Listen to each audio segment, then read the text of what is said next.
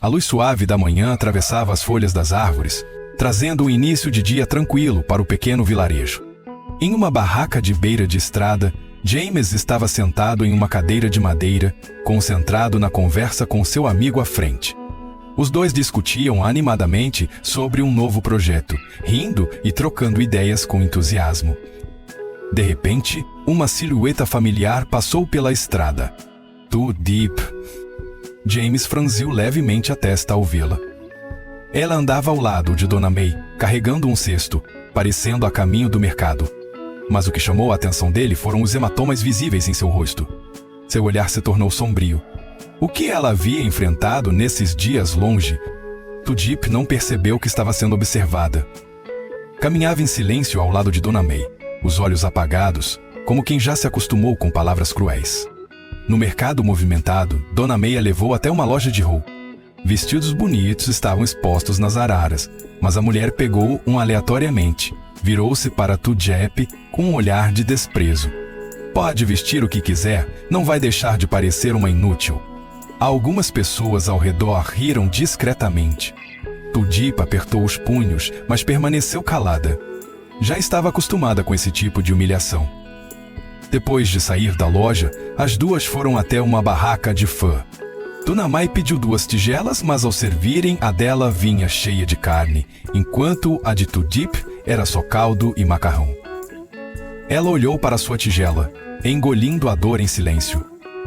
Sabia que até nas coisas mais simples, Dona May fazia questão de lembrar que ela não valia nada naquela casa. Ao saírem da barraca, uma mão firme segurou seu pulso repentinamente por trás. Too Deep ergueu o olhar, surpresa ao ver James diante dela. Venha comigo. Sua voz era firme e inquestionável. Dona May arregalou os olhos, prestes a reagir, mas James virou-se para ela com um olhar frio. Precisamos conversar. O ambiente ficou tenso num instante. Too Deep, atordoada, foi levada por ele sem conseguir dizer uma palavra. Seu coração batia descompassado, tomado por uma mistura de medo, surpresa e algo mais profundo. Ela não sabia o que viria a seguir. Mas naquele breve momento, sentiu que alguém realmente estava ao seu lado. A manhã passou em meio à tensão. James voltou para casa para resolver os assuntos pendentes, ouviu os relatórios dos funcionários e deu andamento aos novos projetos. Logo depois, dirigiu-se diretamente à casa de um conhecido de longa data, o chefe da polícia local. Sentado diante dele, James foi direto ao ponto.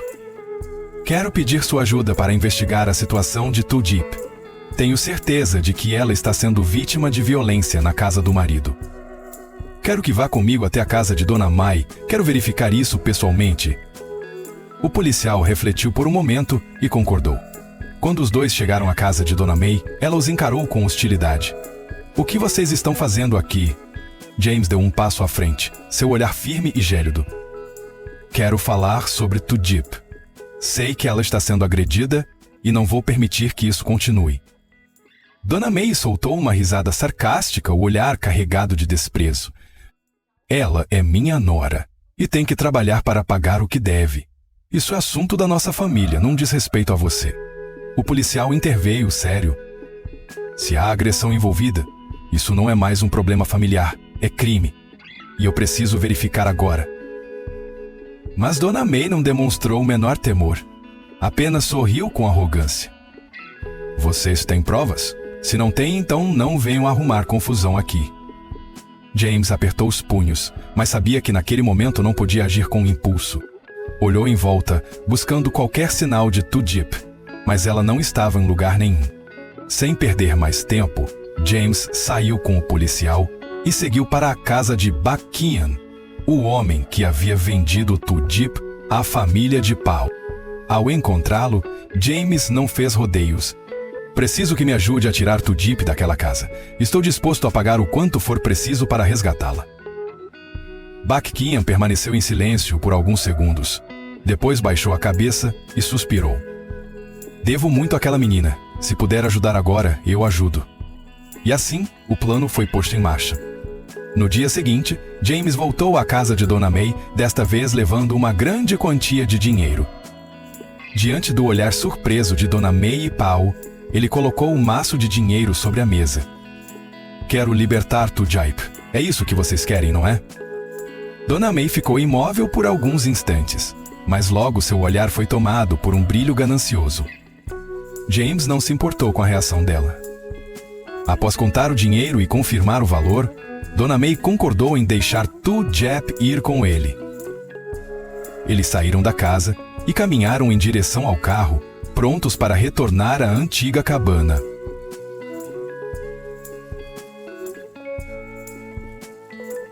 Ao sair da casa da Sra. May e caminhar em direção ao carro, Tudip abraçou firmemente o cachorrinho em seus braços, os olhos vermelhos de emoção. Ela não conseguia acreditar que finalmente havia conseguido escapar do lugar que havia aprisionado por tanto tempo. O Sr. Kim, arrependido por tudo o que fez, se aproximou para pedir desculpas a Tudip. Em seguida, o CEO James levou Tudip de volta à sua antiga cabana. Após uma longa viagem, o carro parou em frente à pequena cabana onde Tudip havia morado. James desceu do carro e abriu a porta para ela. Seus olhos mostravam uma certa preocupação, embora ele tentasse manter a calma. Tudip desceu do carro com as pernas um pouco trêmulas. Ela não sabia ao certo o que sentir. Tudo estava acontecendo rápido demais, como se fosse um sonho. Virando-se para James, sua voz saiu trêmula. Obrigada por me ajudar. James a olhou por um momento, então respondeu com suavidade. Não precisa agradecer. Eu só fiz o que era certo. Os dois caminharam juntos pela estrada familiar, conversando enquanto andavam. Tudip ainda carregava em seus braços o querido cachorrinho Hack. Ela entrou devagar na cabana. Cada passo era pesado, mas o coração estava mais leve do que nunca. Assim que entrou, percebeu que tudo ainda estava exatamente como no dia em que partiu, com apenas uma fina camada de poeira sobre os móveis, sinal de que ninguém havia estado ali por um bom tempo.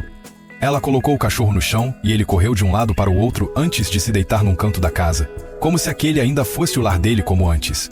De repente, tudo escureceu diante dos olhos de Tudip. Seu corpo perdeu o equilíbrio e caiu no chão. James correu até ela e a segurou em seus braços. Ela estava tão leve, mais magra do que da última vez que ele a vira. Seu rosto estava pálido, a respiração fraca. James franziu a testa, preocupado. Tudip, você consegue me ouvir? Mas ela já não tinha forças para responder. Só conseguia sentir o calor dos braços dele antes de mergulhar na inconsciência. Sem hesitar, James a levou imediatamente até a cama, o olhar tomado pela preocupação. Pegou o celular e ligou para um médico, pedindo que viesse com urgência. Depois de colocá-la deitada, cobriu-a com uma manta. Seu olhar se suavizou um pouco, mas a mente continuava cheia de pensamentos inquietos. Algum tempo depois o médico chegou, examinou o pulso de Tudip e, em um tom calmo, olhou para James. Ela está com um quadro severo de exaustão física. Trabalhou além dos seus limites. O mais importante agora é descanso e boa alimentação. Depois que o médico foi embora, James sabia que ela precisava descansar, mas mais do que isso, ela precisava se recuperar fisicamente. Ele saiu da cabana e dirigiu até uma pequena feira próxima da vila para comprar alguns mantimentos. Ao chegar, seu olhar passou rapidamente pelas barracas. Ele escolheu um pouco de arroz, carne moída, verduras frescas e depois foi até a barraca de ovos, pegando alguns para ajudar a aliviar os hematomas dela. O vendedor olhou para ele, curioso, e comentou que ele devia estar cozinhando para alguém doente, já que estava levando tanta coisa. James apenas sorriu e assentiu com a cabeça, sem dizer mais nada. De volta à cabana, James acendeu o fogo e começou a cozinhar o mingau de arroz. As chamas dançavam, iluminando sua silhueta alta e firme. Com agilidade, ele lavou o arroz, colocou a panela com água no fogão a lenha e, com cuidado, foi acrescentando os ingredientes. Ninguém imaginaria que um homem como ele teria paciência para ficar ali, mexendo devagar uma panela de mingau no fogo de lenha. Mas, naquela noite, ele estava disposto a fazer qualquer coisa para que Tudip pudesse comer uma refeição quente. Já era alta noite quando Tudip finalmente acordou.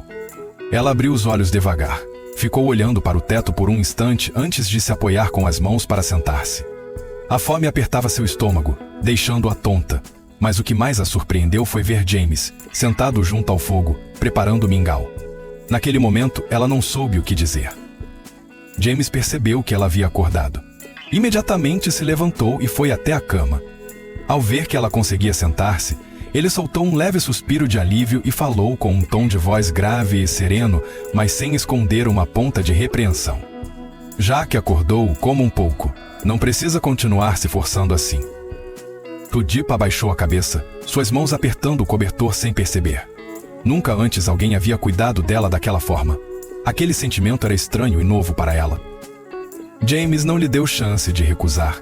Sentou-se ao lado, pegou uma colher de mingau, soprou levemente para esfriar e a estendeu para ela. Ainda está quente, vá com calma. Tudipa o olhou por um momento e, sem dizer nada, aceitou a colher. O sabor quente e suave espalhou-se por sua garganta, trazendo um conforto que há muito ela não sentia. Depois que terminou de comer, James pegou um ovo cozido e começou a passá-lo delicadamente sobre os hematomas em seu rosto. O gesto era tão gentil que ela sentiu vontade de chorar. Ao terminar, James colocou o ovo sobre a mesa e a encarou com firmeza. Agora, durma. Não pense em mais nada. Tudipa apenas assentiu em silêncio e se enfiou de volta debaixo do cobertor. James se levantou, saiu da cabana e sentou-se na soleira da porta. Ele sabia que ela ainda carregava muitas preocupações no coração. Mas pelo menos naquela noite, ela teria um sono mais tranquilo do que nos dias anteriores.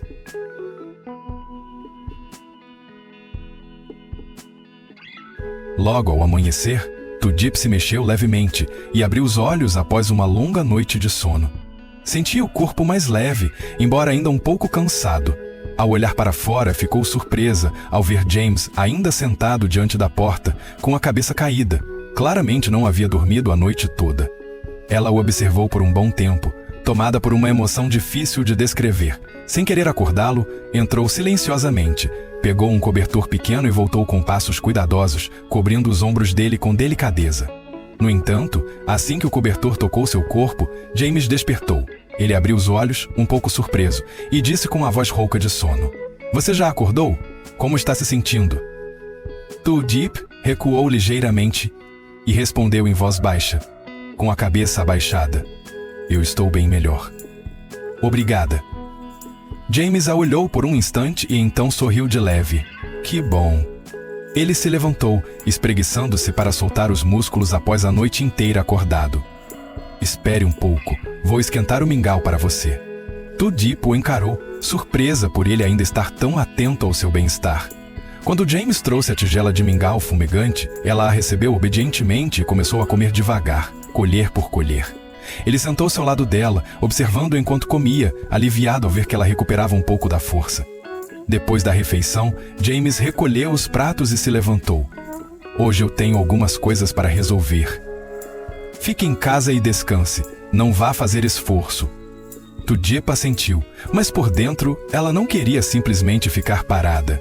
Assim que James saiu, ela pegou uma faca e algumas tiras de palha e foi sozinha até a floresta. Queria cortar um pouco de bambu para reforçar a cabana. Ao voltar perto do meio-dia, James não a encontrou. Franziu a testa, olhou ao redor e imediatamente saiu à procura dela. Quando chegou ao bambuzal próximo dali, ficou paralisado ao vê-la abaixada, concentrada em rachar cuidadosamente cada pedaço de bambu. Ele se aproximou rapidamente, a voz firme e séria. "O que você está fazendo?" Tudipa se assustou, levantando os olhos surpresa. Ao vê-lo, respondeu um pouco sem jeito: "Eu queria reforçar a cabana." James respirou fundo e tomou a faca de suas mãos. "Você ainda não está totalmente recuperada. Por que insiste em fazer esforço?" Tudipa abaixou a cabeça, sem saber como responder. Ela só queria fazer tudo sozinha, não depender de ninguém. Mas o olhar sério de James não lhe dava espaço para discussão. Ele suspirou, colocou a faca de lado e disse com firmeza: "Se quer consertar a cabana, me deixe ajudar." Sem esperar por objeções, James pegou o feixe de bambu ao lado e começou a trabalhar. Tudipa o observava, com um sentimento estranho crescendo dentro de si. Era a primeira vez que alguém insistia em ajudá-la dessa maneira. Chiều thổi qua, mang theo hơi lạnh vào lòng cô. Cô ngước nhìn bầu trời xám xịt, lòng thầm nghĩ, mình phải làm cái gì bây giờ? Lần này, cô thật sự không biết mình lên đi đâu nữa. Anh Tuấn, CEO của một công trình lớn, đang ngồi trong phòng làm việc, tập trung rà soát các hồ sơ dự án. Bên ngoài, ánh nắng chiếu rọi qua khung cửa kính, phản chiếu lên bộ bàn ghế sang trọng, tạo nên một khung cảnh đầy uy nghiêm. Trên bàn làm việc của anh là hàng loạt bản thiết kế, hợp đồng thu mua đất sạt lở và các tài liệu quan trọng liên quan đến dự án mà anh đang triển khai. Điện thoại của anh rung lên, phá vỡ không gian yên tĩnh. Đầu dây bên kia là một trong những kỹ sư trưởng của công trình. Anh Tuấn, đoạn đường chúng ta vừa hoàn thành đã sẵn sàng để nghiệm thu. Anh có thể ra công trường ngay hay không?